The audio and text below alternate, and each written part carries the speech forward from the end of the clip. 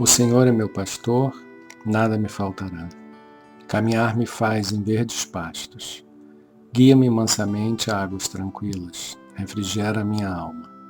Guia-me pelas veredas da justiça por amor de seu nome. Ainda que eu caminhasse pelo vale das sombras da morte, eu não temeria mal algum, porque tu estás comigo. A tua vara e o teu cajado me consolam. Preparas uma mesa perante mim, na presença dos meus inimigos. Unges a minha cabeça com óleo, o meu cálice transborda.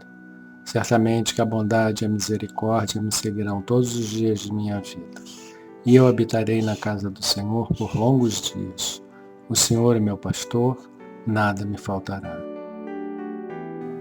Deus, nosso Pai, misericordioso e bom, diante das sombras que se espalham sobre o nosso planeta, desejamos rogar a sua ajuda, como jamais o fizemos antes. Sabemos que o Senhor é onisciente e sabe tudo o que acontece neste minúsculo grão de areia que chamamos terra. Mas desejamos externar a nossa singela oração. Senhor, muitos dos seus filhos esqueceram que são filhos da luz e se obstinam em disseminar trevas por onde passam. Alguns homens perderam a fé na vida, perderam a fé no Senhor e se perderam. Outros pensam que a terra está à beira do caos e que o Senhor, que acende as estrelas e faz girar os astros, abandonou a humanidade terrestre. Compadeça-se de nossas misérias morais e abençoe-nos. Releve a nossa ignorância, tolere a nossa ingratidão e perdoe a nossa falta de fé. Esquecidos de que em essência somos luz, Senhor, permitimos que as sombras nos cubram a visão e nos infelicitem. Há tanta falta de luz no mundo, Senhor. Enquanto o amor se esgueira tímido, a violência se mostra em plena luz do dia, sem disfarce. Até parece, Senhor, que muitos dos seus filhos enlouqueceram, acreditando-se senhores da terra e dos seus irmãos em humanidade. Há homens que esqueceram os verdadeiros valores do espírito e penhoram seu patrimônio moral em troca de dinheiro, como se o dinheiro fosse a única coisa que importa. Alguns até agem como se o dinheiro fosse seu único e poderoso Deus.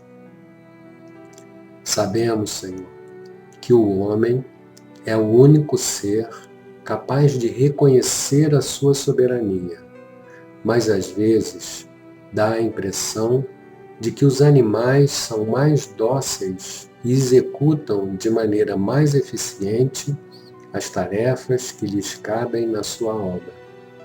Senhor, por tudo isso queremos lhe rogar. Ajude-nos a construir um mundo melhor, de onde a guerra seja banida de vez por todas. Um mundo onde o ser humano seja mais valorizado do que algumas notas de dinheiro. Um mundo onde o ser humano seja mais importante do que um cargo, do que um pedaço de chão, do que outro interesse qualquer. Eis a nossa rogativa, Senhor. Ajude-nos a enxergar um pouco além dos nossos próprios interesses, para construir a paz tão almejada e tão pouco buscada de verdade. Ajude-nos a retirar dos olhos a venda da vaidade, que nos impede de enxergar as nossas deformidades morais e nossa pequenez diante da sua grandeza.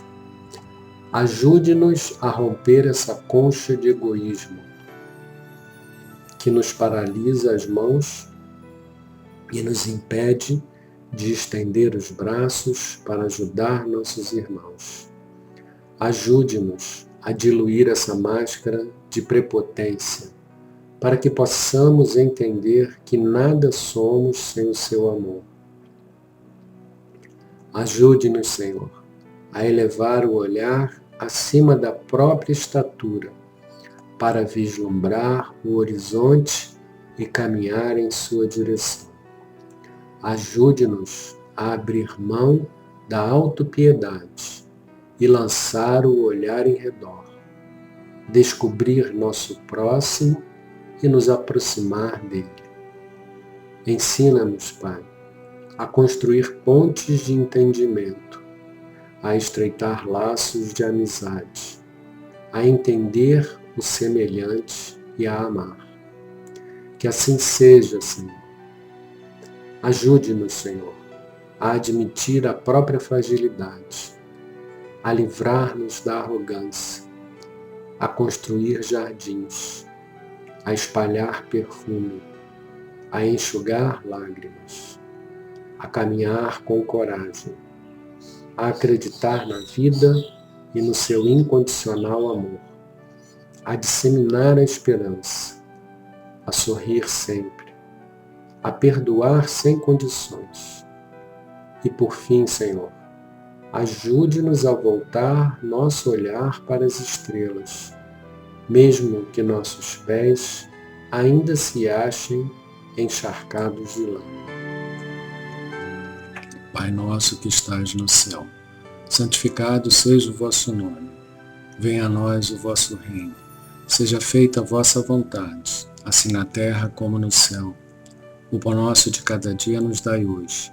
Perdoai as nossas ofensas, assim como nós perdoamos a quem nos tem ofendido. Não nos deixeis cair em tentação e livrai-nos do mal. Amém. Ave Maria, cheia de graça, o Senhor é convosco. Bendita sois vós entre as mulheres. Bendito é o fruto de vosso ventre, Jesus. Santa Maria, Mãe de Jesus, rogai por nós, os pecadores, agora e na hora de nossa morte. Amém.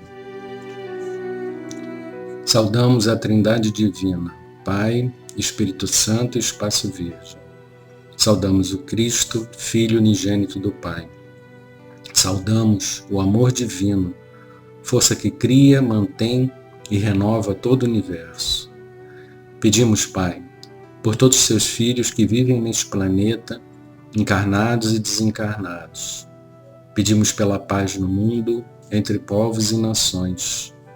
Pedimos pelos mais necessitados, que o seu amor possa atender às suas necessidades.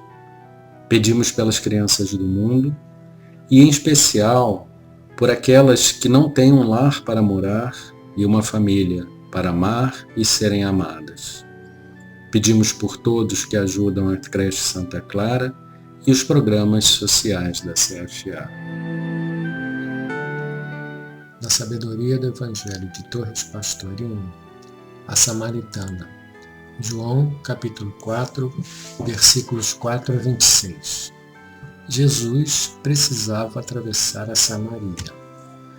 Chegou, pois, a uma cidade da Samaria chamada Sicar, perto das terras que Jacó dera a seu filho José. Era ali a fonte de Jacó.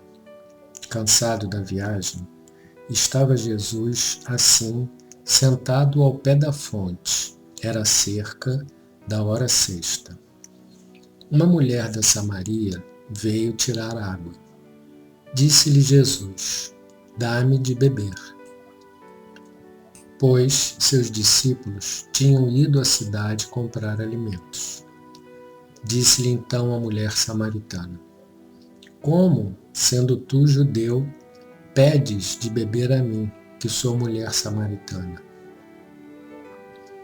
Respondeu-lhe Jesus: se souberas o dom de Deus e quem é aquele que te diz, dá-me de beber, tu lhe terias pedido, e ele te daria a água viva. Disse-lhe a mulher: Senhor, não tens com que atirar, e o poço é fundo. Donde, pois, tens essa água viva? És tu, porventura, maior que nosso pai Jacó, que nos deu este poço, do qual bebeu ele, seus filhos e seu gado? Replicou-lhe Jesus: todo o que bebe desta água tornará a ter sede, mas quem beber da água que eu lhe der, não terá mais sede no futuro, mas a água que eu lhe der se tornará nele uma fonte de água que mana para a vida imanente. Disse-lhe a mulher: Senhor, dá-me dessa água, para que eu não tenha mais sede, nem venha aqui tirá-la. Disse-lhe ele: vai, chama teu marido e vem cá. Respondeu a mulher: não tenho marido. Replicou-lhe Jesus: disseste bem que não tens marido, porque tiveste 5 maridos, e o que agora tens não é teu marido. Isso disseste com verdade. Disse-lhe a mulher: Senhor, vejo que és profeta. Nossos pais adoraram neste monte, e vós dizeis que em Jerusalém é o lugar onde se deve adorar. Disse-lhe Jesus: mulher, acredita-me, vem a hora em que nem neste monte, nem em Jerusalém adorareis o Pai. Vós adorais o que não sabeis, nós adoramos o que sabemos, pois a salvação é dos judeus. Mas vem a hora, e é agora, em que os verdadeiros adoradores adorarão o Pai em verdadeiro espírito, porque são esses que o Pai procura para seus adoradores. Deus é o Espírito, e os que o adoram precisam adorá-lo em verdadeiro espírito. Respondeu a mulher: eu sei que vem o Messias, que se chama o Cristo. Quando ele vier, anunciar-nos-á todas as coisas. Disse-lhe Jesus: sou eu o que fala contigo. O itinerário de Jesus, ao regressar da Judéia para a Galiléia, foi diferente da estrada comum. Vindo do Vale do Jordão para chegar a Samaria, teve que passar por um caminho muito mais árduo, que o obrigava a penosa subida por senda pedregosa e de pedras pontudas. O Poço de Jacó ficava a menos de 5 minutos ao sul da cidadezinha, ainda habitada na época de Jesus. Quando Jesus chegou ao pé da fonte, estava cansado da íngreme ladeira que galgara, e sentou-se sem cerimônia sobre a borda do poço. João não deixa de anotar a hora. Era a hora sexta, ou seja, cerca de meio-dia. Bom lugar para um repouso a essa hora escaldante. Enquanto o mestre repousava, seus discípulos foram um pouco além, à cidade, para buscar alimentos. Nesse ínterim, aproxima-se uma mulher da região da Samaria. Comum era o hábito de buscar água em ânforas nos poços. O Poço de Jacó mede 39 metros de profundidade, e só quem possua uma corda bastante longa poderá pegar água. Ora, os viajantes não costumam carregar tais apetrechos, pois ninguém recusa um pouco de água a um peregrino sedento. Jesus solicita esse obséquio à samaritana. Acontece que, entre samaritanos e judeus, havia animosidade de longa data, recrudescida após o cativeiro. Tudo justifica, pois, a surpresa da samaritana ao ouvir que Jesus falava com ela. Que era um galileu, manifestava-o seu sotaque e as borlas de seu manto. Embora sem recusar a água, faz-lhe sentir sua estranheza. Jesus, que nela viu um espírito de escola, capaz de penetrar os mistérios do reino, aproveita a circunstância para esclarecê-la, de tal modo a impressiona que sua evolução daí por diante se fez quase vertical, pois 15 séculos após, ela se chamaria Teresa de Ávila, a única mulher que recebeu da Igreja Católica o título de doutora da Igreja, a doutora seráfica, uma das maiores místicas que honraram e dignificaram a raça humana no Ocidente. Começa o Rabi dizendo: se souberas o dom de Deus, tu lhe pedirias de beber, e ele te daria a água viva. Evidente tratar-se de um simbolismo, notável sobretudo numa região pobre de água. A samaritana, porém, não percebe o simbolismo e interpreta ao pé da letra, embora lhe tenha dado agora o título de Senhor, reconhecendo-lhe a superioridade incontestável. Ao verificar que não era compreendido, Jesus volta à prática, pedindo que ela chame seu marido, ao que ela confessa não tê-lo. Jesus confirma-o, declarando que já tivera 5 e que o atual não lhe pertencia. Admirada, confessa a samaritana ver nele um profeta, com capacidade de conhecer a vida íntima das criaturas.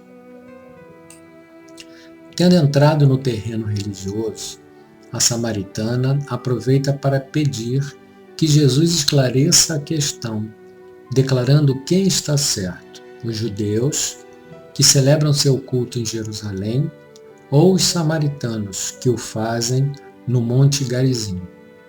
Esse desvio teológico deve ter aliviado a atenção da samaritana, temerosa de maiores verificações em sua vida particular. Jesus pede-lhe que acredite nele, como profeta que ela mesma reconhece, e passa a fazer-lhe revelações. Em primeiro lugar, declara taxativamente que não tem importância o lugar físico e geográfico do culto ao Pai. Em segundo lugar, afirma que os samaritanos adoram o verdadeiro Deus, sem dúvida, mas não conhecem, ao passo que os judeus sabem o que adoram. E, categórico, a salvação é dos judeus. Mas prossegue o mestre: virá a hora, e é agora, em que os verdadeiros adoradores o cultuarão em espírito, pois esta é a vontade divina. Espírito verdadeiro, no sentido de espírito mesmo, sem mistura de matéria, nem intelecto, nem emoções, nem sensações. De qualquer forma, Jesus prega abertamente o universalismo. O Pai comum de todos os homens será adorado em qualquer lugar físico, pois o verdadeiro templo de Deus é nosso próprio espírito e nosso corpo. A expressão de Jesus é clara: Deus é o Espírito. Portanto, não é um Espírito, mas o Espírito, que é o amor. Quando em atividade, torna-se o amante, o Pai, e o resultado é o amado, o Filho. Diante do exposto, a samaritana indaga a respeito do Messias, aguardado por eles como pelos judeus. Nesse ponto, Jesus declara: sou eu quem fala contigo. Foi feita a revelação. Vamos à interpretação. Jesus é a individualidade, o Cristo interno. Quando a alma está vigilante e chega a hora antes do grande encontro, essa alma vigilante vai ao coração, porque está sedenta de amor divino. E aí ela encontra, habitando no coração, aguardando-a, o Cristo interno, o eu profundo, também sedento. E a individualidade, esse eu profundo, pede-lhe que entregue o seu amor, para que sua sede seja saciada. Todo o episódio retrata, pois, uma lição sobre o mergulho na consciência cósmica, o encontro com o eu profundo no poço do coração obtido pelo espírito vigilante. Primeiramente, há um equívoco natural. A alma vigilante estranha o chamamento de alguém que ela ainda não encontrara, um desconhecido. Ela acostumara-se a percorrer as áreas do amor profano nos leitos conjugais, do amor desinteressado nos filhos que gerara, do amor sublimado nas devoções ritualísticas, sonoras de solenes notas de órgãos, do amor divino nos claustros segregados do barulho do mundo. E agora, eis que alguém se apresenta, um estranho. Mas esse estranho é belo e é suave como a tarde a descambar. É puro como a aurora que silenciosamente arranca os véus da noite, desnudando os céus para o esponsalício com o sol. E esse estranho diz-lhe que lhe poderá dar água viva. Realmente, todas as águas que anteriormente, com sofreguidão, bebera para saciar o seu amor, jamais a deixaram satisfeita. Queria sempre mais, e depois de ter mais, vinha o tédio. E o estranho promete que, se ela o conhecer profundamente, ele saciará sua sede para sempre. Ingênua, retruca-lhe que o poço é fundo. Realmente, o coração do homem é abismo insondável, é infinito, e só com o infinito pode ser saciado definitivamente. Será o desconhecido maior que o vencedor que deu à humanidade liturgias, ritos e pompas religiosas? O Cristo interno demonstra que todos os que bebem da água das exterioridades transitórias da personalidade continuam tendo sede. Apenas aqueles que se unem a ele, que o conhecem, mergulhando na consciência cósmica, só esses é que jamais terão sede, porque nessa mesma alma vigilante surgirá uma fonte perene de água viva, que virá do fundo do seu coração e manará sem intermitências para a vida imanente, para a vida do Espírito. Nesse diálogo sublime e inenarrável, a alma vigilante sente os pormenores de beleza inefável. Só quem experimenta pode avaliá-lo.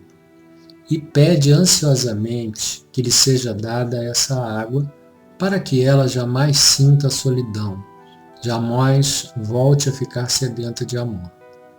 Então o Cristo interno lhe pergunta pelo marido, ou seja, por aquele a quem ela ama, e a alma diz que no momento não o possui. Com verdade respondes, fala o Cristo interno, pois 5 tiveste e o atual não é teu. Realmente, na peregrinação longa pelos caminhos da terra, a alma vai desposando numerosas crenças. Afirma o Cristo interno, que acompanha a alma desde o início, que ela tivera 5 crenças, e que a sexta, que era a dos samaritanos, não era legítima. A verdadeira, o marido real e legítimo, seria justamente o 7º, o amante perfeito, ele mesmo, o Cristo interno. Essa mesma passagem, todavia, pode ser interpretada melhor, com mais verdade, compreendendo-se que o Cristo interno queria dizer que os 5 maridos que tivera referiam-se às suas ilusões, seu próprio corpo, suas sensações, suas emoções e seu intelecto. Todos eles eram falsos, no sentido de transitórios e ilusórios. E o próprio 6º marido atual, a mente, que a levara a mergulhar no coração na busca do Cristo, só A centelha divina, o eu profundo, é que pode dizer-se o verdadeiro eu. A alma, iludida ainda pelas aparências, indaga a respeito da verdadeira crença. E o Cristo interno esclarece que a salvação, o caminho, é dos judeus, através do máximo enviado, do maior dos manifestantes divinos na terra, Jesus de Nazaré. Mas logo a seguir, esclarece que nenhuma crença, nenhuma religião poderá salvar quem quer que seja. O Pai procura com ânsia amorosa aqueles que o amam em verdadeiro espírito, sem nenhuma interferência material, nem sensitiva, nem emocional, nem intelectual, nem mesmo religiosa. É o Espírito verdadeiro, o único que poderá unificar-se ao Cristo interno, a consciência cósmica. A alma reconhece, finalmente, na voz interna do coração, o verdadeiro Cristo cósmico, manifestado dentro de nós, e para ela abre-se a luz sublime da compreensão. É esse Cristo que é o verdadeiro caminho da verdade e da vida. Ele ensinará todas as coisas. E o Cristo interno confirma a sensação íntima da alma vigilante e amorosa. Sou eu que falo contigo. Sou o Cristo de Deus. O amor que se expande do coração da alma vigilante não tem medida. Atingiu o ápice da felicidade que pode uma alma humana suportar. Encontrou o caminho definitivo, a alma gêmea de sua alma, e a união é total e absoluta por todos os séculos.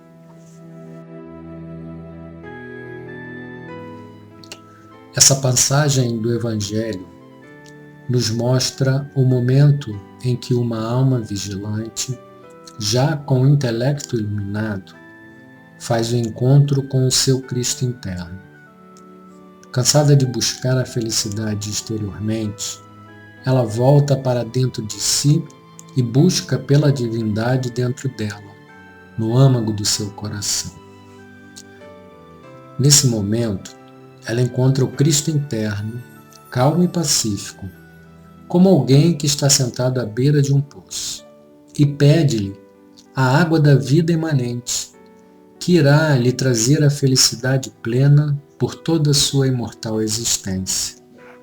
Então, fica claro que é necessário que paremos de buscar a felicidade fora de nós. Precisamos realizar um mergulho profundo dentro de nosso coração. E aí, em meditação, encontrar nosso Cristo interno e, ao nos unirmos a Ele, alcançarmos a nossa libertação. Senhor, faz de nós um instrumento da sua paz. Onde houver ódio, faz com que eu leve o amor. Onde houver ofensa, que eu leve o perdão. Onde houver discórdia, que eu leve a união. Onde houver dúvida, que eu leve a fé. Onde houver erro, que eu leve a verdade. Onde houver desespero, que eu leve a esperança. Onde houver tristeza, que eu leve a alegria. Onde houver trevas, que eu leve a luz. Ó Mestre, faz com que eu procure mais consolar que ser consolado, compreender que ser compreendido, amar que ser amado, pois é dando que se recebe, é perdoando que se é perdoado, e é morrendo que se nasce para a vida eterna.